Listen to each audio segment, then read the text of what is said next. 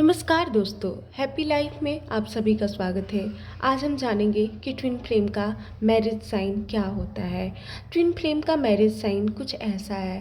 Twin flame एक ऐसा रिश्ता होता है ना कि जिसे आप भूल नहीं सकते हैं। जिसे लगता है कि ट्विन फ्लेम को हम कभी भूल जाएंगे, तो ये कभी पॉसिबल ही नहीं है कि ट्विन फ्लेम जर्नी में आप अपनी ट्विन को कभी नहीं भूल पाएंगे।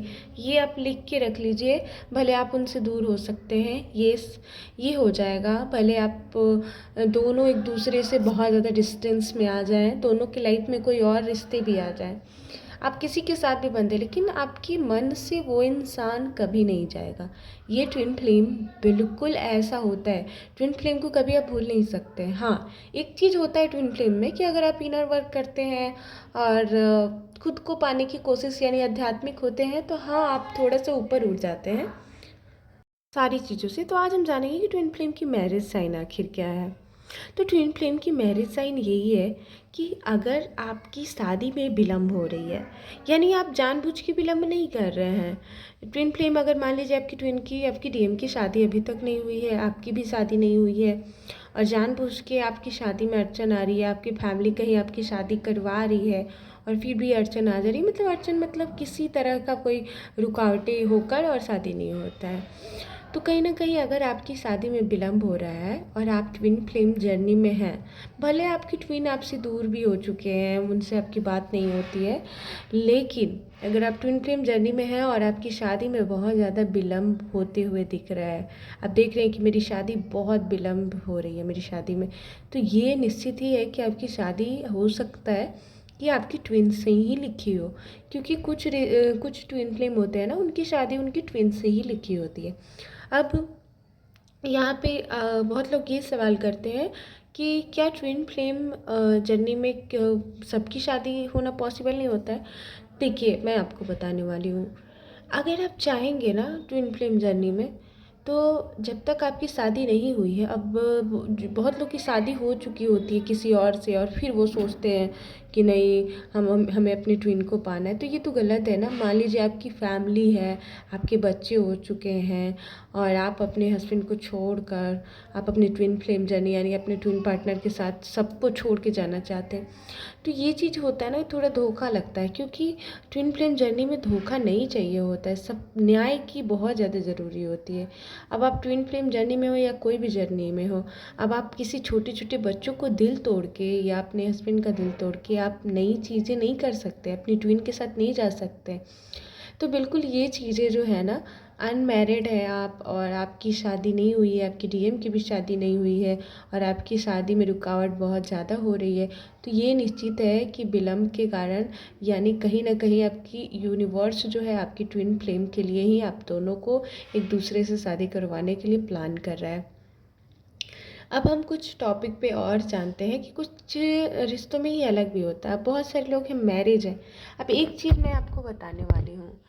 क्या होता है ना कि कभी कभी हमारी शादी के बाद भी, आपकी शादी मान लीजिए आपकी कहीं कार्मिक से आपकी शादी हो गई है, आपके हस्बैंड से बनती नहीं है, आपकी वाइफ से बनती नहीं है, तो ये हो सकता है कि कुछ टाइम का आपका ये कार्मिक रिश्ता आपके लाइफ में लिखा हुआ था, और कुछ दिन तक आपका ये कार्मिक के साथ जुड़ा हुआ होना है, और हो सकता है कि आपका जो कार्मिक पार्टनर है शादी के बाद वही आपको छोड़ दे और आप अपने फिर से एक नई शुरुआत, मतलब आप अपने ट्वीन के साथ बहुत हैप्पी लाइफ में चले जाएं। तो मैं ये नहीं कहती हूँ कि जो शादीशुदा हैं, मैरिड ट्विन फ्लेम है, उनकी शादी उनके ट्विन से नहीं होती है। उनकी भी शादी कभी कभी वो दोनों एक हो जाते हैं, लेकिन ये तभी होता है जब उनकी शादी किसी उनके कार्मिक से हुए रहती है, और वो बहुत ज़्यादा उसको हर्ट करता है, मारता हो या पीटता हो, या उनको अंडरस्टैंड नहीं करता हो, समझता नहीं हो। लेकिन अगर उनकी शादी सोलमेट से हुई है, उनका हमेशा केयर करता है, बहुत ज़्यादा उनको हर चीज़, उनकी हर ज़रूरतें पूरी करता है, और फिर भी आप अपने ट्विन को पाने के लिए, आप अपने सोलमेट जो आपके लिए हमेशा कर रहा है, उसको आप छोड़ने के लिए तैयार है, तो ये सही नहीं है।